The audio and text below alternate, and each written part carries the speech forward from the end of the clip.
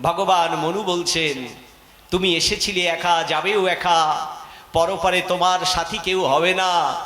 না মূত্র হি সায়াত্তাং পিতা মাতা চ তিষ্ঠত, ন পুত্র দারং নোয়া জ্ঞাতি ধর্ম তিষ্ঠতি কেবলহ।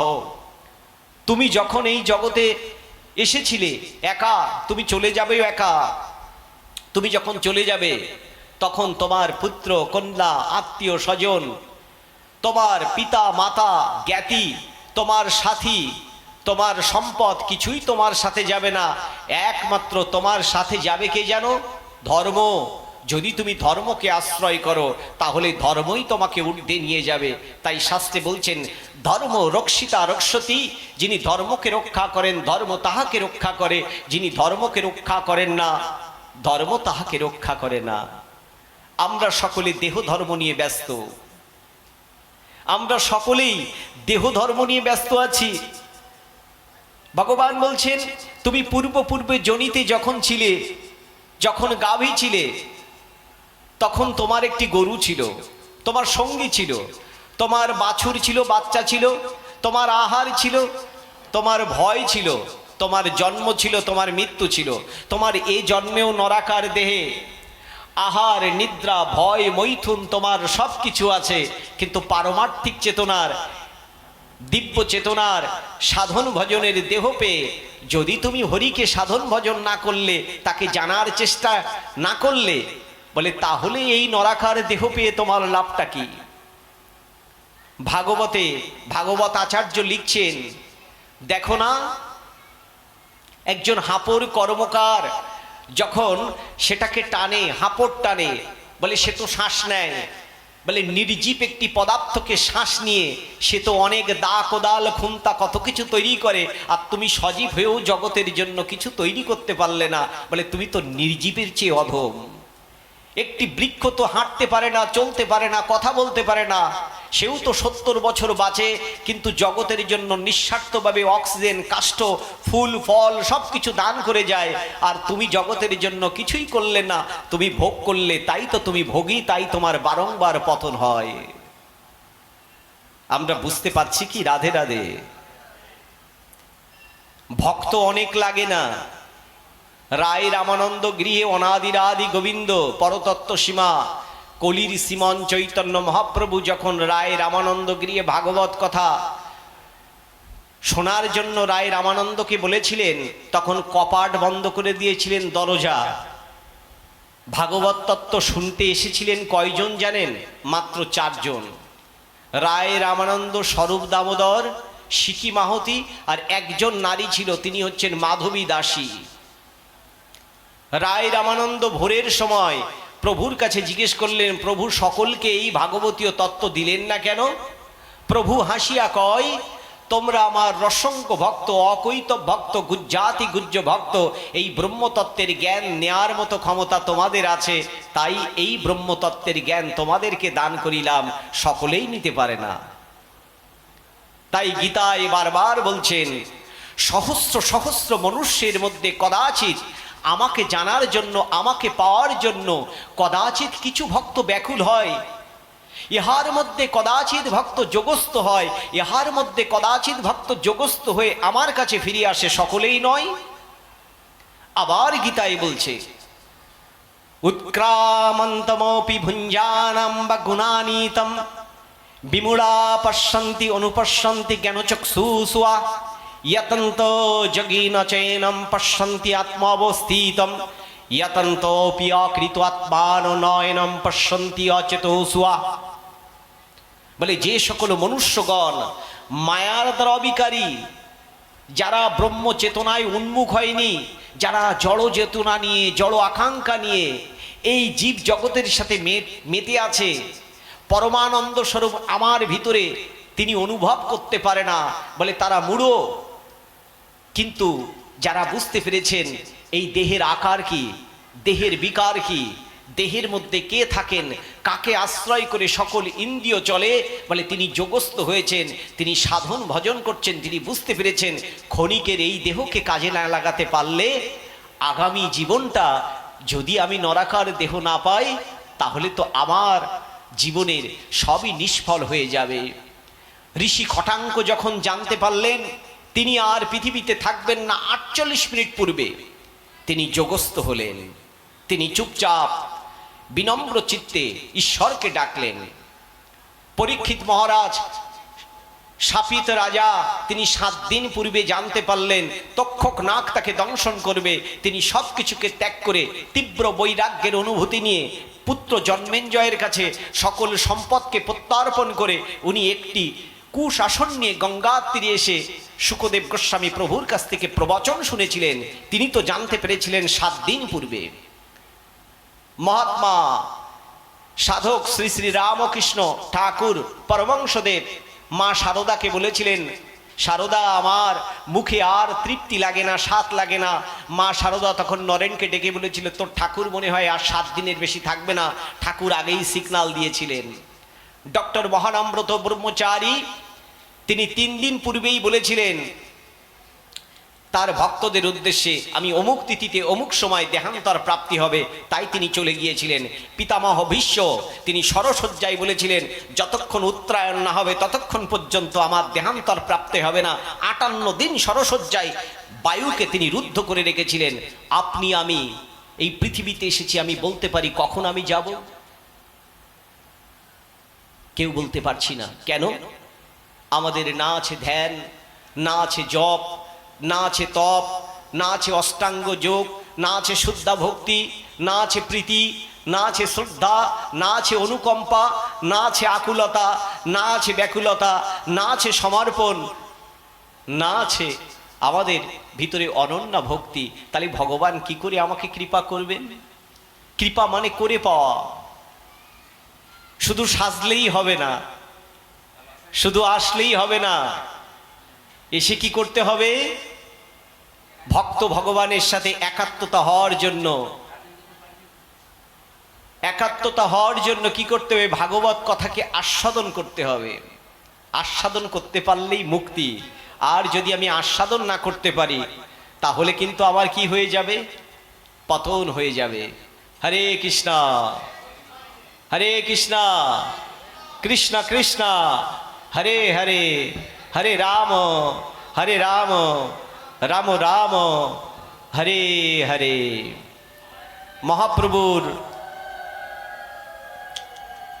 মহাপ্রভু আমাদেরকে একটা শিক্ষা দিয়েছিলেন। কি বলেছিলেন? মুখে নাম, হাতে কি? কাম। আমরা যারা আছি ভক্তগণ, আমরা মুখে নাম করি আর হাতে কি করি? করতালি দেই। আমি এক কলি গাবো, আপনারা আর এক কলি গাবেন। সাথে সাথে আমি বলবো, আপনারাও বলবেন। হরে কৃষ্ণ হরে কৃষ্ণ কৃষ্ণ কৃষ্ণ হরে হরে, হরে রাম রাম রাম হরে হরে, হরে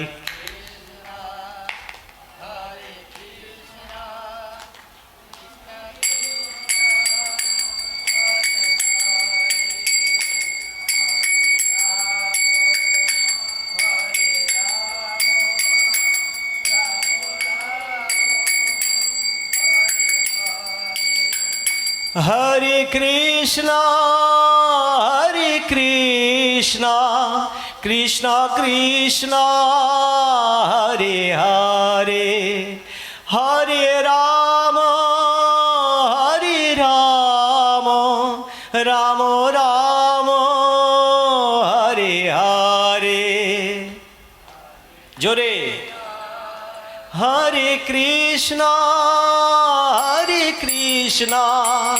কৃষ্ণ কৃষ্ণ হরে হরে, হরে রাম রাম রাম হরে হরে। হরে কৃষ্ণ কৃষ্ণ কৃষ্ণ হরে হরে, হরে রাম রাম রাম হরে হরে।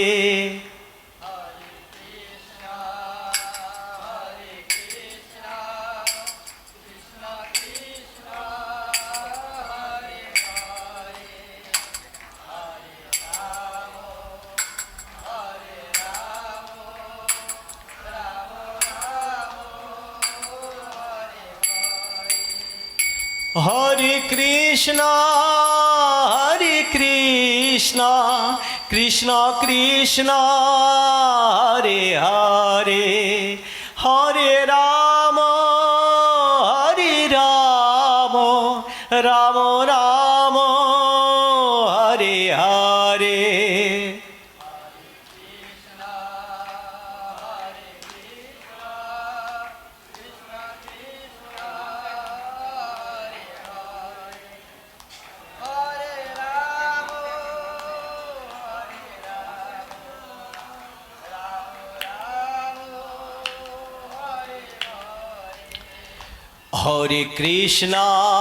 হরে কৃষ্ণ কৃষ্ণ কৃষ্ণ হরে হরে, হরে রাম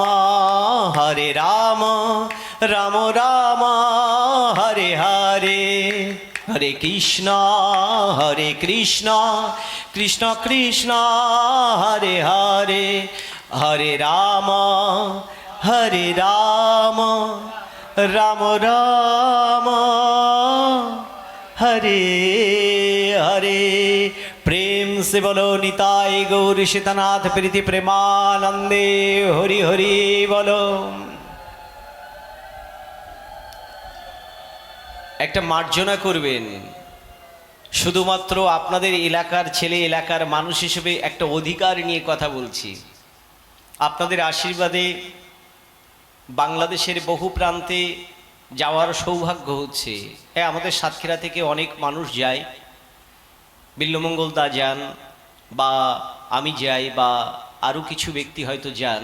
শুধু এটা নয়, কীর্তন যারা করেন শুনলে অবাক হবেন। মোনাশিস বালা, সঞ্জয় গায়েন, অনেকেই আছেন যারা উত্তরবঙ্গ, পূর্ববঙ্গ ব্যাপকভাবে কীর্তন করছেন।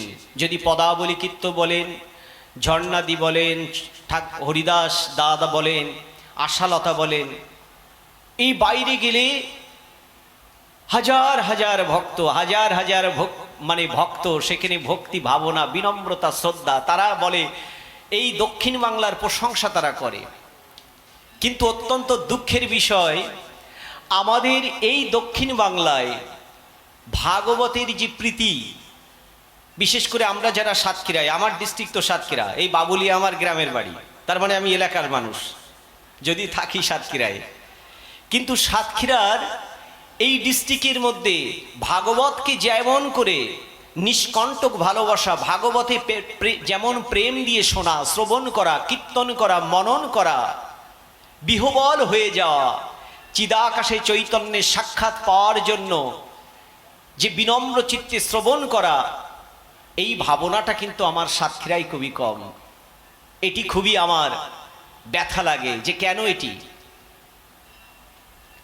আমি যখন শরীয়তপুরে ভাগবত প্রবচন করছি, তখন এক বাবাজির কাছে শুনলাম উনি সাইকেল চালিয়ে, মাদারীপুর থেকে সাইকেল চালিয়ে আসতে 30 কিলোমিটার সাইকেল চালিয়ে ভাগবত কথা শুনবে। তাই আমি শুনে অবাক হয়ে গেছি যে বাবা, আপনি ভাগবত কথা শুনতে এখানে এসেছেন। এই কুমিল্লাতে যখন ভাগবত প্রবচন করতে গেলাম গত 3 মাস আগে, নারায়ণগঞ্জ থেকে এসেছে এক গাড়ি করে শুধু ভাগবত কথা শুনবে। তাই এটা আমি বলবো, ভাগবতকে এখানে দিবাকরের ভাগবত কথা বলার কিন্তু তার সামর্থ্য নেই। যেই ভাগবত বসুক না কেন, সে ভাগবত কথা বলেন না। ভগবান তার ভিতরে আবিষ্ট হন, ভগবান তার মুখের মধ্য দিয়ে, তার বাক্যের মধ্য দিয়ে, তার দিব্য চেতনার মধ্য দিয়ে, তার ভিতর দিয়ে প্রকাশ করান। এই জন্য ভাগবত হচ্ছে এই রসময় কথাকে আমাদেরকে শ্রবণ করতে হয়। দেখুন, শ্রবণ করলে কি ফল হয় গোবিন্দ তাহা ডিক্লিয়ার করেছেন। গোবিন্দ গীতায় বলছেন কি, ভাগবত কথা শুনলে কি হয় একটু শুনুন। শ্রীমদ্ ভগবদ গীতার প্রকৃতি পুরুষ বিভাগ যোগ, ক্ষেত্রজ্ঞ বিভাগ যোগের 13 অধ্যায়ের 26তম শ্লোকে অনাদিরাদি গোবিন্দ বলছেন, অন্যে তু এবম অজানন্ত শ্রুতানে বহুপাসতে তেপি চৌতি তরন্তি এব মৃত্যুম শ্রুতি পরায়ণাঃ। যিনি শুধুমাত্র শ্রুতিপরায়ণ হয়ে শোনার মানসিকতা নিয়ে এই ভাগবত কথাকে হৃদয়ঙ্গম করেন কর্ণগোহদ দিয়ে, হে অর্জুন তুমি বলে দাও তিনিও এই মৃত্যুময় সংসার থেকে উদ্ধার হয়ে অচিরেই আমার ধাম প্রাপ্ত হয়, ইহাতে কোনো সন্দেহ নাই। শ্রবণ করিলে আবার গোবিন্দ বলছেন, যিনি তোমার কথা বলেন তিনি কি পান? ইয়া ইদম পরমাম গুজ্জম মদ্ভক্তি সুবিদাসতি ভক্তি ময়ি পরাম কিত্তা মামেব স্তোতি অসংশয়। যিনি আমার ভক্তদের মধ্যে এই পরম গুজ্জাতি গুজ্জ দিব্য কথামালা তিনি প্রচার করেন, তুমি জানিবে তিনি আমার পরম ভক্ত, আমি তাহাতে অবস্থান করি, তিনি আমাতে অবস্থান করেন, তিনি আমার পরাভক্তি লাভ করেন, তাহার চেয়ে প্রিয়তর আর কেউ কখনো হয়নি, কেউ কখনো হবে না। আবার গোবিন্দ বলছেন মোক্ষযোগের ৭১তম শ্লোকে, আমি রেফারেন্সগুলো দিচ্ছি, আপনার দরকার হলে স্টাডি করে নেবেন, পড়ে নেবেন। মোক্ষযোগের ৭১তম শ্লোকে গোবিন্দ বলছেন, শ্রদ্ধাবান অনুসূয়চে শৃণুয়াতপি ইয়া নরাঃ সহপি মুক্তো শুভান লোকান প্রপন্নাতি পুণ্যকর্মাণাম। যিনি শ্রদ্ধাযুক্ত হয়ে আমার এই হরিকথাকে শ্রবণ করেন, বলছে পূর্বে পূর্বে যে সকল মহাত্মাগণ উচ্চতর আলোকে প্রবেশ করেছেন, ভূলোক ভুবলোক স্বলোক মহ, শ্রদ্ধাবান অনুসূয়চে শৃণুয়াতপি ইয়া নরাঃ সহপি মুক্তো শুভান লোকান প্রপন্নাতি পুণ্যকর্মাণাম।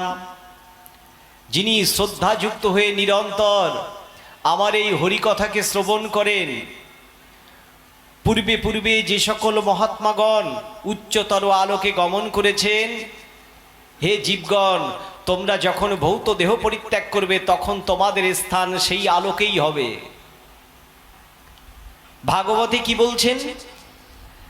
শ্রবণম কীর্তনম বিষ্ণু শরণম পদো সেবিতম বন্দনাম অর্চনাম সাক্ষ্যম দাস্যমাত্মনিবেদনম। ভগবানকে পাওয়ার জন্য ভক্তির উপায় বললেন কটি? নটি। নটির মধ্যে প্রথম ভক্তি ভগবান বললেন শ্রবণ, তুমি শ্রবণ করো। ভগবান একবারও বলেননি কিন্তু অন্য অন্য কর্ম করতে, ভগবান প্রথম বলেছেন। ভগবান বেদব্যাস, চৈতন্য চরিতামৃত, চৈতন্য ভাগবত, শ্রীমদ্ ভগবত গীতা, ভাগবতম, সকল জায়গায় আগেই বলছে শ্রবণের কথা। কিন্তু আমরা দেখবেন শ্রবণ করতে চাই না। মা আপনারা যারা আছেন একটু বলেন তো, রান্না করেন কে কে? একটু হাত তুলে দেখান তো। করেন সবাই? হ্যাঁ, রান্না করে। তো এই যে রান্না যখন করতে হয় তখন দেখবেন একটি চাউলকে আপনি যদি দেন হাঁড়ির মধ্যে টকবক টকবক করে ফোটে, আপনি কত আগুনের তাপ সহ্য করেন, কত কষ্ট করে তারপর সকলের জন্য খাদ্য জোগাড় ব্যবস্থা করেন, তাই না? কষ্ট সহ্য না করতে পারলে কেষ্ট কি মিলবে? কৃষ্ণ মিলবে? শীতের সময় কারোর কি লেপ কাঁথার মধ্য থেকে উঠতে ভালো লাগবে? তারপরেও তো ঠিক সব কিছুকে পরিত্যাগ করে শুধু খাদ্যের জন্য আমরা ওই কর্মটা করি। ভগবান বলছে তুমি খাদ্যের জন্য জীবনটাকে ধারণ করার জন্য করছো, কিন্তু তুমি কল্পান্তরের যে মুক্তি, তাহলে মুক্তির জন্য তুমি যদি কর্ম না করো, পরীক্ষা না দাও, তাহলে উত্তীর্ণ হবে কি করে? একজন ম্যাজিস্ট্রেট, একজন ডাক্তার, একজন লয়ার, একজন স্কুল শিক্ষক, যারা শিক্ষকতার প্রফেশনে আছেন তাদেরকে জিজ্ঞেস করবেন তুমি বাবা কত ঘন্টা পড়াশোনা করতে, কত রাত জাগতে, কত বই পুস্তক পড়েছো, বিদ্যালয়ে কত টিচারের কাছে মার খেয়েছো, মায়ের কাছে কত কানমলা খেয়েছো, বলে তারপরেই তো এখন তুমি সুখটা ভোগ করো, প্রতি মাসে তুমি তাও সার্ভিস দাও, বেতনটা পাও। কিন্তু তার আগের স্ট্রাগেলগুলো আমরা ভুলে গেছি। একজন কৃষক যখন মাঠে যখন ফসল ফলায়, তার কাছে জিজ্ঞেস করবেন, তুমি যে ফসলটা ফলিয়েছিলে এই 4 মাস ব্যাপী কি কি করেছিলে? বলে, সকালে এসছি, সকালে 7টার আগে আর 1টা পর্যন্ত মাঠে শুধু কাজ করেছি, 4 মাস পরে গিয়ে আমি ফসলটা দেখেছি। আপনি গোবিন্দের কাছে যাবেন, ভগবত ধামে যাবেন, ভগবানের সাথে আপনার মিলন হবে, কিন্তু ভগবানের কথা আপনি শুনবেন না, ভগবত কীর্তন আপনি করবেন না, ভগবানকে আপনি মন দ্বারা আস্বাদন করবেন না, তাহলে ভগবান কি করে আপনাকে সাজিয়ে নিয়ে যাবেন? ভগবান বলছে, 2টি সাজা তোমার জন্য। তুমি যদি বহিরাঙ্গের সাজে সজ্জিত হও তাহলে কল্প কল্পে তুমি দণ্ড পাবে, আর যদি অন্তরের সাজে তুমি সজ্জিত হও তোমাকে আমি সাজিয়ে নিয়ে যাব। পছন্দটা আপনার। গোবিন্দ আপনাকে পরপারে নিয়ে যাবে না, কারণ গোবিন্দ আপনার হৃদয়ের মধ্যে সাক্ষী, দ্রষ্টা, অনুমোদনকারী, ভোক্তা, সর্বলোক মহেশ্বর রূপে অবস্থান করছেন। আপনার কর্মফল আপনাকে ভোগ করতে হবে, আমার কর্মফল আমাকে ভোগ করতে হবে। ভগবান বলছেন, তাই সদা সর্বদা তুমি এই ভাগবত কথাকে শ্রবণ করে তোমার কালী ময়লা দূরীভূত করে তুমি মন দ্বারা আস্বাদন করে সেই পরমাত্মার সাথে যুক্ত হতে পারিবে। তাই বারবার ভাগবতে বলছে শ্রবণের কথা, মনন। আমরা শ্রবণ করলাম কিন্তু আমরা মন দিয়ে আস্বাদন করলাম না। আপনার মনের মধ্যে এখন চঞ্চলতা, যে দেখে আসি এদিকে ওদিকে কোথায় কি হচ্ছে। আবার মনে হতে পারে যে না, কখন আমার প্রোগ্রামটা শেষ হবে, এই প্রোগ্রামটা শেষ হলে আমরা একটু প্রসাদ খেয়ে বাড়ি যাব, মনে হতে পারে। আবার মনে হতে পারে যে না, বাড়িতে আমার বুড়োটার কি অবস্থা, বাড়িতে আমার গাভী মাতার কি অবস্থা, আমার তো এখন সময় বেশি নেই, 1 ঘন্টা পর আমি চলে যাব কলারুয়া বাজার, অমুক জায়গায় বাজারে।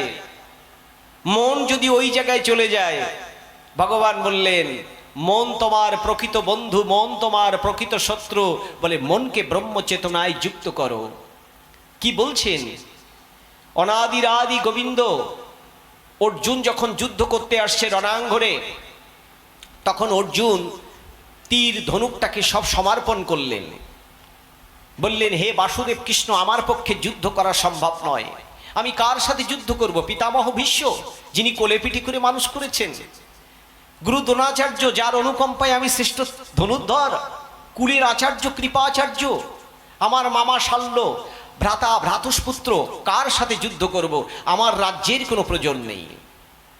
গোবিন্দ প্রথম বললেন, হে কন্তেও, তুমি প্রজ্ঞের মতো কথা বলছো কিন্তু আচরণ করছো মূর্খের মতো, এটি তোমার শোভাবর্ধন করে না।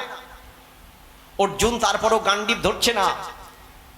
71 বছর তখন মতান্তরে গোবিন্দের বয়স আর অর্জুনের বয়সও সমবয়স, তাই মিত্র বলতো। এবার অর্জুনকে বকা দিচ্ছেন, তুমি জড় আকাঙ্ক্ষা ত্যাগ করো, তুমি তোমার অকীর্তিতে স্থাপন করছো, তোমার পূর্বপুরুষগণ তোমাকে ধিক্কার দেবে, তুমি ক্লিপ, তুমি জড়বস্তু, তুমি নপুংসক। অর্জুন বললেন, হে বাসুদেব কৃষ্ণ, আপনি আমাকে এই কথাগুলো বলছেন, এর কারণটা কি? তুমি আত্মশক্তিতে জাগ্রত হও, তুমি এসেছো এই যুদ্ধের রণাঙ্গনে জিততে, অর্থাৎ এই জগতে এসে সত্যকে প্রতিষ্ঠা করতে।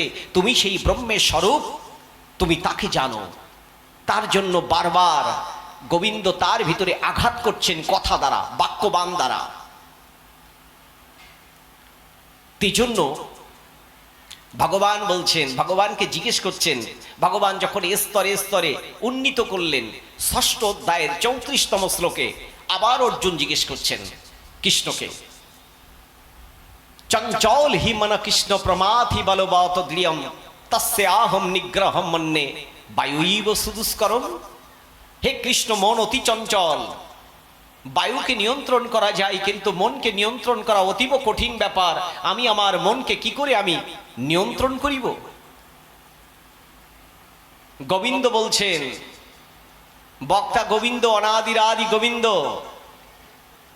असंशयं महाबाह मौनेव दुर्निग्रहं चलम् अभ्यासेन तु कौन्तेयो বৈরাগ্যেন চ গিজ্জুয়াতে।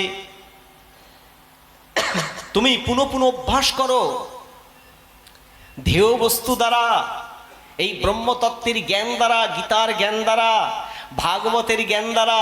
বলি এটাকে যদি বারবার তুমি ধুতে পারো, তাহলে তোমার মনের মধ্য থেকে মলিনতা, চঞ্চলতা দূরীভূত হবে।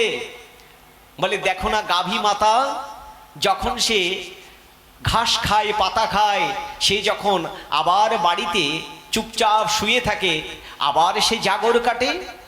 বলে তুমি যা শুনলে মনে মনে গাভী মাতার মতো আবার জাগর কাটবে, মন তার আস্বাদন করবে। বেদে কি বলছে? আত্মানাম রথিনাম বিদ্ধি শরীরাম রথমেব তু বুদ্ধিম তু সারথিম বিদ্ধি মন প্রগ্রহমেব চ। তোমার দেহ যদি একটি রথ হয়, এই রথের মধ্যে যিনি থাকেন তিনি আত্মারূপে রথস্বামী, বুদ্ধি তোমার সারথি, ইন্দ্রিয়গুলো তোমার ধাবমান, আর মন হচ্ছে লাগাম, দড়ি। বলে ওই দড়িটা যদি ছিঁড়ে যায়, ইন্দ্রিয়গুলো তোমাকে বহির্মুখী নিয়ে যাবে, তোমার পতন হয়ে যাবে। তাই মনটাকে তুমি বুদ্ধির সাথে যুক্ত করে ওই জীবাত্মা পরমাত্মায় যুক্ত হতে পারলেই তিনি মুক্ত হবে। তাই মন হচ্ছে আপনার প্রকৃত বন্ধু, মন হচ্ছে আপনার প্রকৃত শত্রু। মনকে যদি এই জায়গায় আপনি ধরে না রাখতে পারেন, তাহলে এই ভাগবতের বার্তা আমার যদি পারমার্থিক চেতনায় না নিয়ে যেতে পারে, তাহলে এই ভাগবতে আসরে এসে যদি আমি কিছু না নিয়ে যেতে পারি, আমার কল্যাণটা হবে কি করে? গোবিন্দের কৃপা পাবো কি করে? তাই গোবিন্দ বলছেন, বারবার বললেন, তোমার মনকে একটি জায়গায় স্থির রাখার উপায় কি জানো?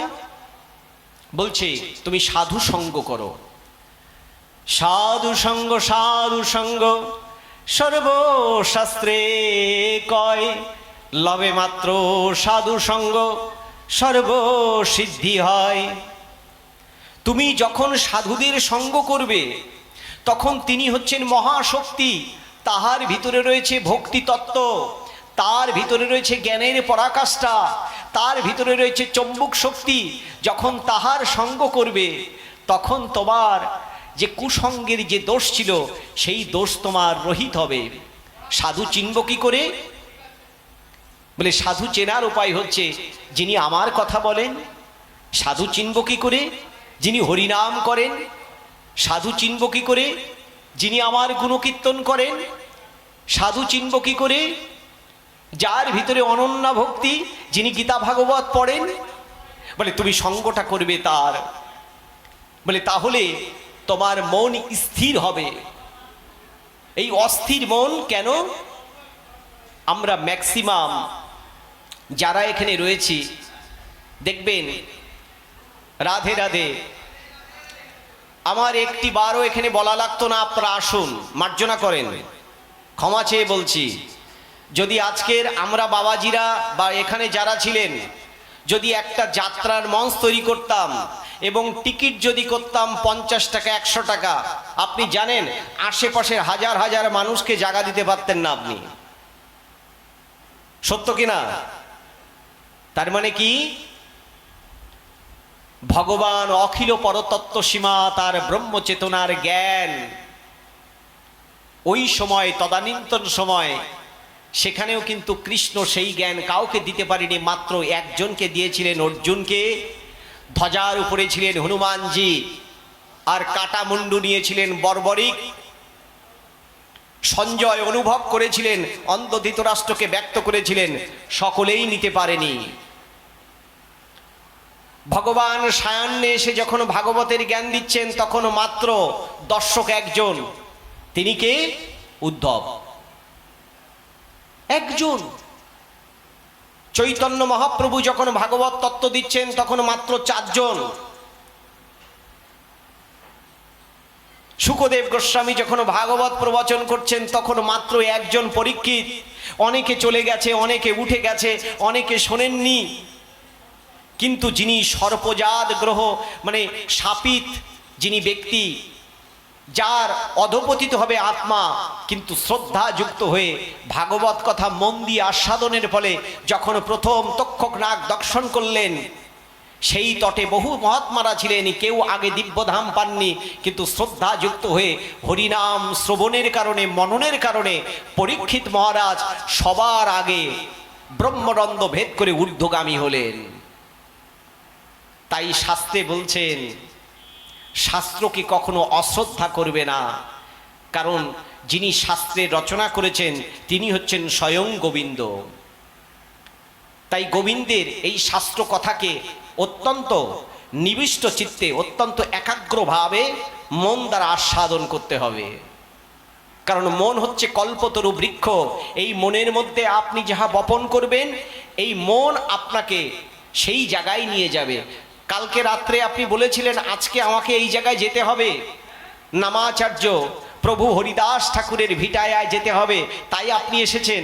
যদি মনে বলতেন না এখানে গিয়ে আমার কি লাভ, হচ্ছে বাড়িতে ঘুমায়, তাহলে আপনি ঘুমিয়ে থাকতেন। ইংরেজিতে বলে your mind is your obedient servant, আপনার মন হচ্ছে একান্ত ব্যক্তিগত চাকর। আপনি মনকে যা বলেন মন তাই করে। মনকে বলছেন আজকে আর ভালো লাগছে না, মন বললে ভালো লাগছে না। মনকে বলছেন না আমাকে যেতে হবে, মন বলবে হ্যাঁ তুমি তাই করো। তাই মনকে বারংবার চেষ্টা করবেন দেহ বস্তু ব্রহ্ম চেতনার জ্ঞান দ্বারা এটাকে ধুতে, তাহলেই মুক্তি হবে। রাধা কৃষ্ণ প্রীতি প্রেমানন্দে বলুন হরি হরি বলো, নিতাই গৌর প্রেমানন্দে হরি হরি বলো।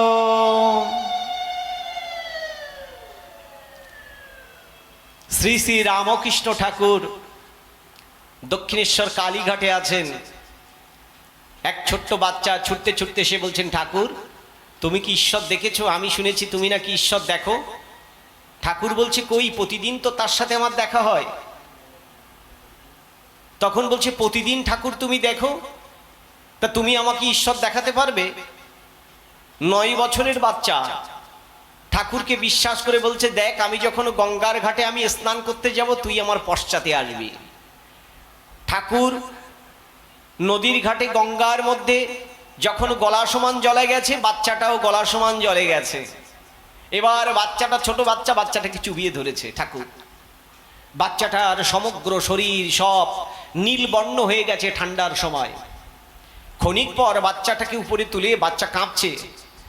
বাচ্চাকে এবার কখনো তাকে গরম জলের ছেঁকা দিচ্ছে, কখনো দুগ্ধ পান করাচ্ছে, নারায়ণ জ্ঞানে সেবা করছে। বলে শোন শোন, তুই যখন জলের মধ্যে ছিলি তখন কি চাইছিলি? বলে ঠাকুর বাতাস চাইছিলাম। বলে তোর যখন বাতাস পাচ্ছিলি নি তখন কি মনে হচ্ছিল? বলে মনে হচ্ছিল ঠাকুর হাকুপাকু করছিল, প্রাণটা মনে হয় প্রাণটা বেরিয়ে গেল। বলে যখন বাতাস পেলি তখন কি মনে হলো? বলে ওই মনে হয় কেউ আমাকে বাঁচালো। বলে ওটি হচ্ছে ঈশ্বর তত্ত্ব। বলে তোর ঈশ্বরের কাছে যাওয়ার জন্য তোর মনের মধ্যে অন্যদিকে চেতনা না করে নিবিষ্ট চিত্তে যদি তাকে ডাকিস ভক্তি ভরে, তিনি বাতাস রূপে তোকে বাঁচাবে, তিনি তোর অক্সিজেন দেবে, তোর ভিতরে প্রতি ন্যানো সেকেন্ডে যে ইন্দ্রিয়গুলো চলে, বলি ওটি তারই কারণে। তিনিই তো আছেন, তিনি আছে বলেই তুমি আছো, তিনি আছে বলেই তুমি হাসো, তিনি আছে বলেই তুমি কাঁদো, তিনি আছে বলেই তুমি উল্লাস করো, তিনি আছে বলেই আমার আমার ভাব। নিত্য বস্তু যদি কালকে তিনি চলে যায়, জগতের মানুষ বসবে মরা লাশ পুড়িয়ে দাও, দহন করো, ওকে আর রাখা যাবে না। নিত্য থাকতে থাকতে নিত্যের সাথে যুক্ত হন। রাধে রাধে। তাই শাস্ত্রীয় পণ্ডিতরা বলছেন তুমি সংসার করো তাহাতে দোষ নেই, তুমি চাকরি করো ওটি তো তোমার কর্ম, তাহাতে দোষ নেই, তোমার স্ত্রীর প্রতি কর্তব্য করো বলে তাহাতে সমস্যা নেই, তুমি জগতের সকল কর্ম করো। কিন্তু গোবিন্দ বললেন সকল কর্মের মধ্য থেকে তুমি মনটা আমাতে রাখো। যদি মনটা আমাতে রাখতে পারো তাহলেই তোমার মুক্তি। শ্রী শ্রী রামকৃষ্ণ ঠাকুর এই মন সম্পর্কে আরেকটি কথা বললেন। গঙ্গার তীর থেকে এপার থেকে ওপারে কিছু মাতাজি আসছে। মাতাজি এসে বলছেন ঠাকুর আমার তো সংসার আছে, আমি কি করে ঠাকুর আমার মনটা তোমাতে রাখতে পারি, ঈশ্বরে রাখতে পারি বলো তো ঠাকুর। বলছে তুমি কি করো মা? হেসিলের কাঠটা ঠেলো না, বলে ঠেলি তো। তোমার কি বাচ্চা আছে? বলে বাচ্চা আছে, একটা ছোট্ট বাচ্চা। বলে তাকে দুগ্ধ খাওয়াও? বলে খাই তো। আবার কি করো, ঢেকিতে পাট দেয়, তুমি বাঁ হাত দিয়ে চালটা ঠেলো আর ডান হাত দিয়ে তোলো। তুমি সকল কর্ম করছো, হেটেলের কাঠ ঠেলছো, বাচ্চার দিকে খেয়াল করছো, কাজ করছো, বাঁ হাত দিয়ে চাল ঠেলছো আর ডান হাত দিয়ে তুলছো, কিন্তু মনটা মা তোমার কাঁধে কোথায় থাকে? বলে ডান হাতের দিকে। বলে যদি চালটা ঠিক মতো তুলতে না পারি, হাতে ছ্যাঁচা লেগে সব নষ্ট হয়ে যাবে, তখন আর কোনো কর্ম করতে পারবো না। তাই বলছে তুমি সকল কর্মের মধ্যে থাকো, মনটা তুমি ঈশ্বরে রাখো। যদি আমরা মনটা ঈশ্বরে রাখতে পারি, বলে তাহলে মুক্তি। আর যদি মনটা ঈশ্বর চেতনায় না রাখতে পারি, তাহলে পতন। এই যে এত টাকা খরচ করেছেন, তাই না? কত প্যান্ডেল, কত সাউন্ড,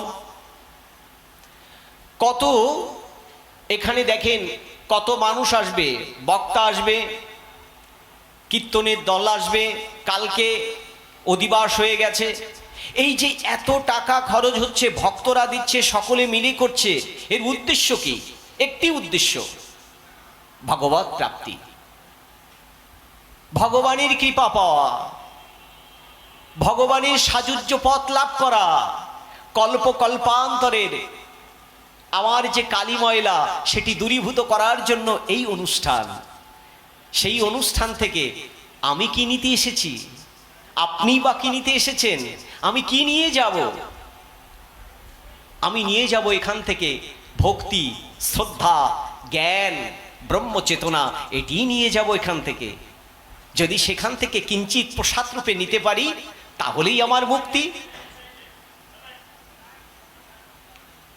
রাধে রাধে, হরে কৃষ্ণা হরে কৃষ্ণা, কৃষ্ণ কৃষ্ণ হরে হরে, হরে রাম রাম রাম হরে হরে। হরি বল। তাহলে আমরা শ্রবণ করছিলাম, আমরা মনন করছিলাম। মননের পরে এখন আমরা কি করব? কীর্তনম। কার কীর্তন? হরির কীর্তন। বলে কীর্তন করতে হবে কার? হরির। ভাগবতে বলছেন, কৃতে ইয়ত ধ্যাত বিষ্ণু ত্রেতায় যজায় মখায় দপরে পরিচর্যায়াম কলো অন্ধরি কীর্তনাৎ। সত্যে ধ্যান করে যে ফল পাওয়া যায়, ভাগবতের দ্বাদশ স্কন্ধের ৪র্থ অধ্যায়ের ৫২ নম্বর শ্লোকে বললেন, সত্যে ধ্যান করে যে ফল পাওয়া যায়, ত্রেতায় যজ্ঞাদি কর্মে যে ফল পাওয়া যায়, দাপরে সেবা পরিচর্যার মধ্য দিয়ে যে ফল পাওয়া যায়, কলিযুগে হরিনাম সংকীর্তনের মধ্য দিয়ে সেই ফল পাওয়া যায়। তাই আমাদের কি করতে হবে? হরির নাম করতে হবে। হরের নামই হরের নামৈব, হরের নামৈব কেবলম কলো নস্তে ভগতিরন্যথা। পদ্মপুরাণে বললেন, হরের নাম হরের নামৈব জীবনম। হরির নাম একমাত্র জীবন। হরির নাম ছাড়া জীবের কোনো গতি নাই। তেজন্য যুগে যুগে হরির নাম করেই মুক্তি লাভ করেছেন অনেকেই। এজন্য হরির নামটা আমাদেরকে গভীরভাবে করা উচিত। শুধু যে হরির নামটা কলিযুগে তা না, সত্য যুগেও ছিল। সত্য যুগে ছিল নারায়ণ পরাবেদা, নারায়ণ পরাক্ষরা, নারায়ণ পরামুক্তি, নারায়ণ পরাগতি। কিন্তু সত্যে তপস্যার সাথে নাম ছিল। ত্রেতায় যজ্ঞাদি কর্মের সাথেও নাম ছিল। দাপরে পূজা অর্চনা সেবার মাধ্যমে নাম ছিল, সেবার সাথে নাম ছিল। কিন্তু কলিতে, কলির জীব যেহেতু কামাসক্ত, তাই বলছে যদি তোমরা কিছু করতে নাও পারো, অন্তত হরির নামটা ভক্তি ভরে করো।